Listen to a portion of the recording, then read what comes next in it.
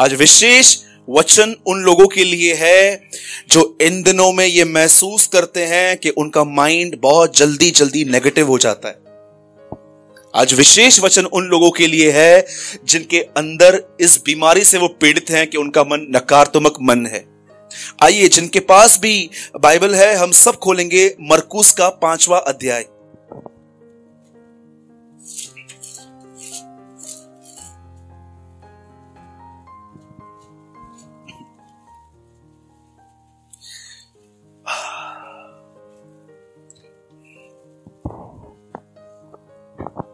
आपने बहुत बार ये स्टोरी सुनी होगी, आपने बहुत बार ये स्टोरी पढ़ी भी होगी, यहां पर भी बहुत बार प्रचार हुई है, लेकिन आज मैं थोड़ा इस वर्ड को थोड़ा और डीपली समझाना चाहता हूं।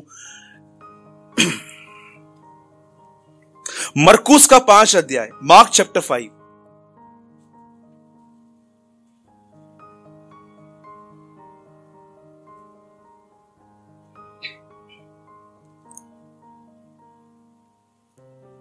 One second.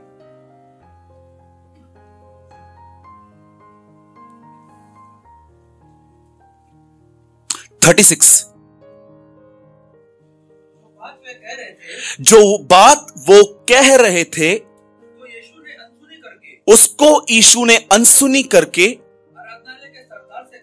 आराधनालय के सरदार से कहा, मत डर और केवल विश्वास रख। आइए, मैं चाहता हूं आप सब ध्यान दीजिए। अभी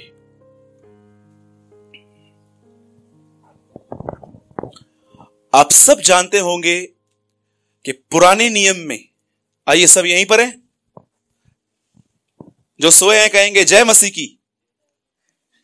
ओके, धन्यवाद। 101, चलो कोई धन्यवाद। अभी सब जाग रहे हैं, ठीक है। जिन पतियों को अपनी पत्नी पसंद नहीं है बोलेंगे जय मसीह की। वेरी गुड, भी आए। अल्लाह सुचरती बेटी दो। आइए हम सब ध्यान देंगे, डोंट वरी, हम मस्ती कर रहे थे। लिसन, अब देखिए यहां पर क्या हो रहा है। आप में से कितने लोगों की ये शिकायत है, ठीक है, आज प्रचार नहीं करेंगे, आज इसे टॉक करते हैं। आप में से कितने लोगों की अपने आप से ये शिकायत है कि ब्रदर मैं बहुत जल्दी नेगेटिव हो जाता हूं, नेगेटिव माइंडेड। बहुत सारे लोगों को यह विश्वास ही नहीं होता है कि उनके साथ कुछ अच्छा होने वाला है। डू यू नो, आप में से कितने लोगों ने सच में ये डेडली डिजीज, ये गंदी बीमारी अपने अंदर देखी है कि हमारा मन, इसकी वजह से हम कितना सफर करते हैं। कभी आपने इस बारे में सोचा? आप 1 सेकंड के लिए, जो बहनें यहां पर बैठी हैं, 1 सेकंड के लिए देखिए, मेरे हाथ में कुछ है, समझिए मेरे हाथ में पानी पूरी है और उसमें ना मीठा कम और वो जो मसाले वाला चटनी है ना ज्यादा है। और अब ये 1 सेकंड के लिए इमेजिन करो आपके अंदर है, वो जा रहा है। किसी को पानी आया? जिसको आया हाथ उठाइए। देखिए, आपने खाया? कितनी विचार में शक्ति है। आप कुछ सोचते हैं, आप उस चीज को टेस्ट भी करते हैं। कभी कभी आपने देखा है कैसे लोग ट्रेन के नीचे अपनी जान दे देते हैं, कैसे लोग ऊपर से जम देते हैं, कैसे लोग अपनी नसें काट देते हैं। कभी आपने इस बारे में सोचा, जब आपने किसी की डेड बॉडी देखी तो उससे पहले उसके माइंड की कंडीशन क्या थी? क्या क्या चीज खिलाई गई उसको? आपको पता है क्या चीज दी गई कि उसने अपने आप को गला दबा दिया, उसने ये कर दिया, उसने वो किया। मैं आपको एक सत्य घटना बताता हूं। डोंबिवली में एक लड़की ने 7वें माले से जम दे दिया था, क्योंकि उसे रात को ऐसे ख्याल आए थे कि वो फेल होगी, क्योंकि उसके किसी फ्रेंड ने उसके साथ टेक्स्ट में मस्ती की थी, देखना तुझे केटी लगने वाला है, और उसने सुसाइड कर दिया था। और अगले दिन जब उसकी रिजल्ट आई, वो पास हुई थी। किस चीज से इसको खत्म कर दिया? आज आप इस बात को अपने अंदर समझो कि जो विचार आपको नहीं लेने हैं, और जब वो आप लेते हो तो आपकी हालत क्या होती है। आपको पता है यीशु मसीह 18 साल की उम्र में मरकर जा भी सकता था, 15 साल की उम्र में क्रूज पे मर के जा सकता था, पर क्यों उसने डिसाइड किया कि वो 30 साल रहेगा? अगर मरना ही था, सिर्फ मरना ही था, 12-15 साल 18 साल की उम्र में मर के चला जाता, पर उसने क्यों 30 साल बिताए? ये दिखाने के लिए कि देखो मेरे बच्चों, मैं तुम्हारे लिए मरूंगा, लेकिन मैं तुम्हें पूरा सिखा के जाता हूं कि कैसी जिंदगी जियो। और अब देखो यहां पर क्या हो रहा है। एक आदमी है, उसकी बेटी अभी तक मरी नहीं है, वो सिर्फ बीमार है।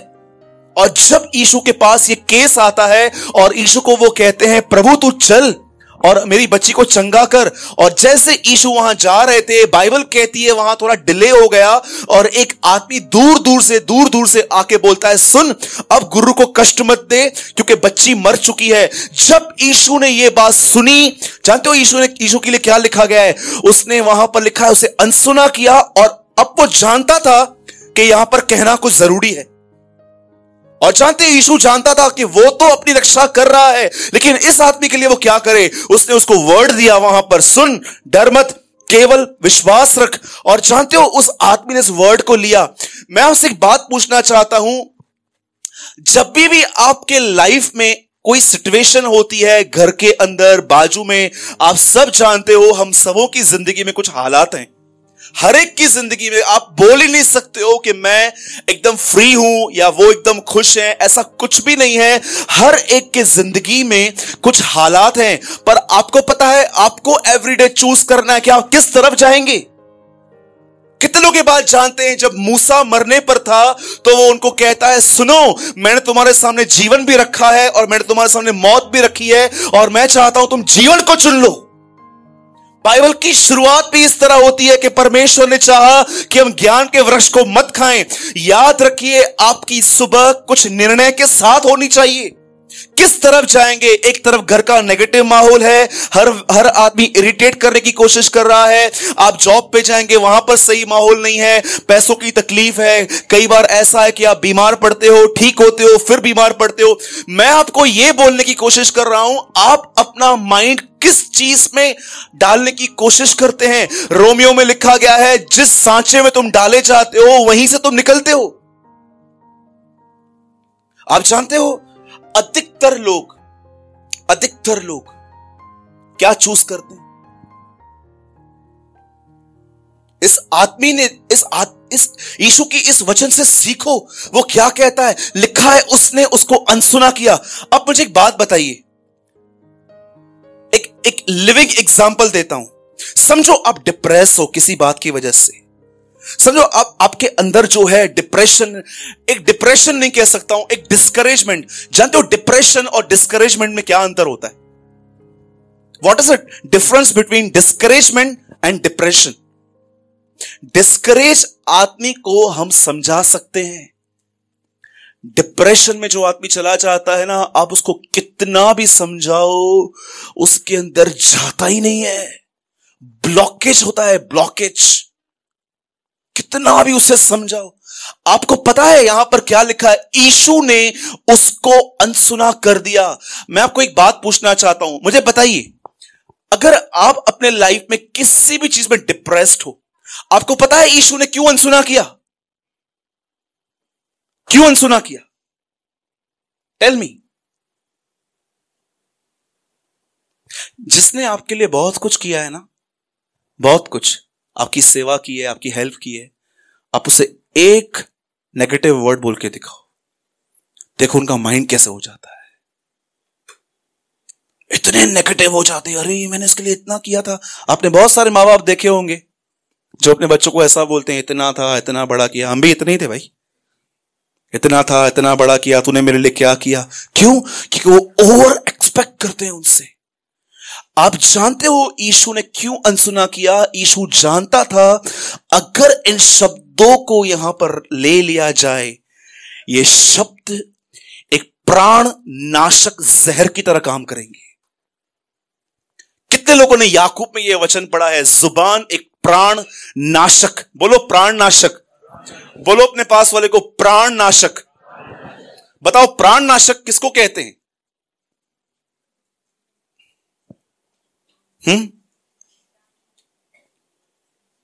कितने लोगों ने कभी आपने ऐसा सुना है, आपके लिए कोई पीछे कुछ बोल रहा है, आपके बैक में आपकी कोई निंदा कर रहा है? कितने लोगों को पसंद है?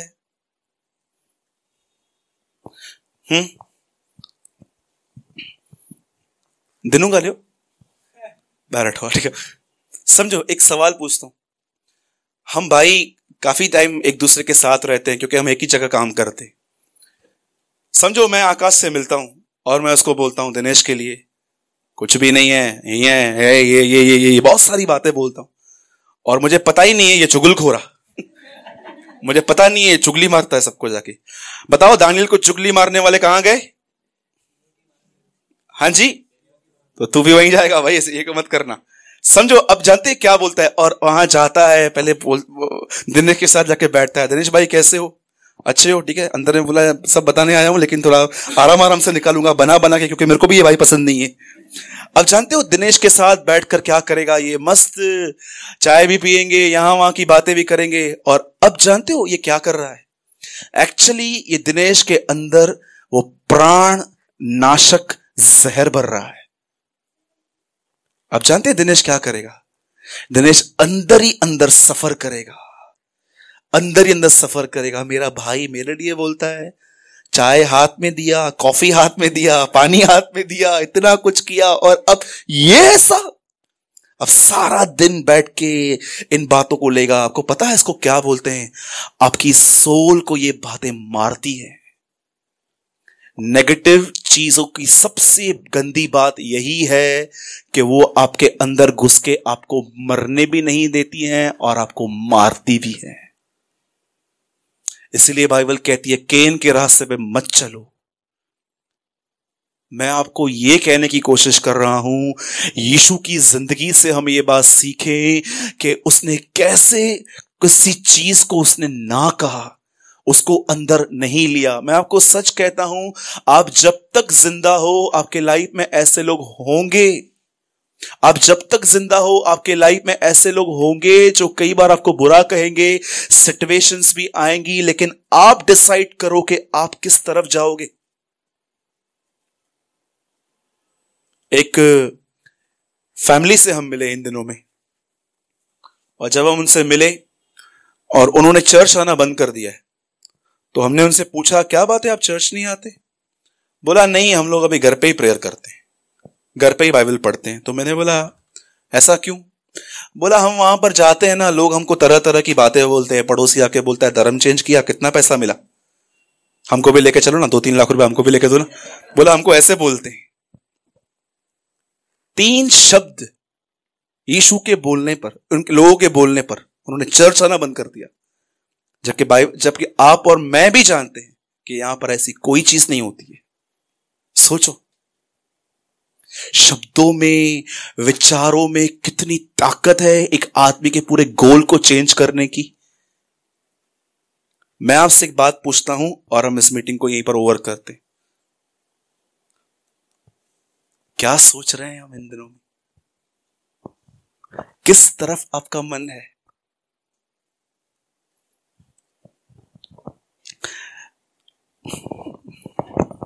मैं 30 सेकंड शांत रहूंगा अभी, ताकि मैं आपको ये बात सोचने के लिए कहूं। क्या सोच रहे हैं हम? किस तरफ ध्यान है हमारा? सोचो, 30 सेकंड के लिए सोचो।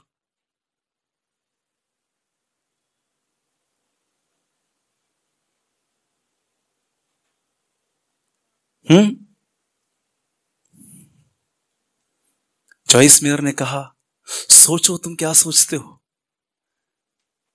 क्या सोच रहे हैं हम इन दिनों में? किसी ने आपके साथ बुरा किया है, आप वो होल्ड करके बैठे हो। किसी ने आपको कुछ बुरा कह दिया है, आप वो पकड़ के बैठे हो। आप किसी चीज से बाहर नहीं निकल पा रहे हो, आपने वो पकड़ के रखा है। उस दिन बहन के घर में मीटिंग थी, हमने एक वचन शेयर किया था वहां पर कि यीशु मसीह ने कहा मेरा पीछा करो। क्या मतलब है उसका पीछा करने का? अपनी भावनाओं की न सुन के उसने खुदा की सुनी थी। कभी कभी आपने देखा है कैसे फीलिंग्स, मन, लोग, सिचुएशंस आपके माइंड को कवर करके बैठती हैं, और ये पूरा आपके बॉडी में दिखाई देता है कि आपने कोई चीज गहराई से ली है। मेरे भाइयों और बहनों, मैं आपको यही समझाने की कोशिश कर रहा हूं, यीशु मसीह की लाइफ से ये सीखो कि कैसे उसने चीजों को अनसुना किया। कैसे उस सिचुएशन को इग्नोर किया। लोगों को इग्नोर मत करो, सिचुएशंस को इग्नोर करना सीखो। हम उल्टा करते हैं, हम लोगों को इग्नोर करते हैं और सिचुएशन में रहते हैं, जबकि यीशु ने कहा सिचुएशन को इग्नोर करो।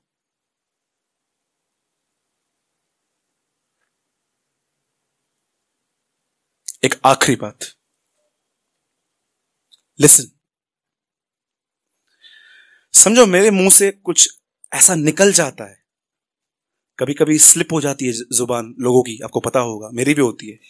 समझो मेरे मुंह से कुछ ऐसा निकल गया जो आपको अच्छा नहीं लगा। अब क्या करना है इसका? रखना है कि छोड़ देना है?